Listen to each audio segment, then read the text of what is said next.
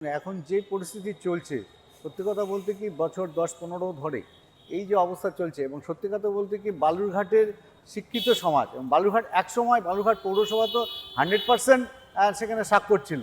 এছাড়াও বালুরঘাটে লোক সংস্কৃতি মনস্ক, এবং এখানে শিক্ষার হার বেশি, কারণ এখানকার কলেজ ছিল, এখানকার স্কুল বিদ্যালয় সব কিছু পরিকাঠামো আছে। কিন্তু সেই বিদ্যালয় স্কুল কলেজ থেকে যে ছাত্রীরা বেরোচ্ছে, তাদের সেই হারে হচ্ছে তারা সরকারি জবে যেতে পারছে না।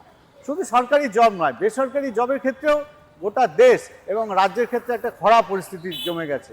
এটা সরকারের হচ্ছে নীতি, তাদের পরিকল্পনাহীন নীতির জন্যে আমি বলবো যে এই বেকারদের জন্য তাদের জনমুখী তাদের মানে শিক্ষা ব্যবস্থা করা উচিত, এবং সেই শিক্ষা ব্যবস্থা থেকে তারা যাতে কর্মসংস্থান হয় সেই জায়গাটা আনা উচিত ছিল, কিন্তু সেটা হয়নি।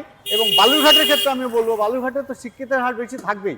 হ্যাঁ, এখানে আগাগোড়া এখানকার লোক তারা শিক্ষার উপর জোর দিয়েছে এবং তাদের বাচ্চাদের শিক্ষা আর সঙ্গে যুক্ত করেছে। এখনও বালুরঘাটের ছেলেমেয়েরা গোটা দেশে তারা পড়াশোনা করছে উচ্চ শিক্ষায়।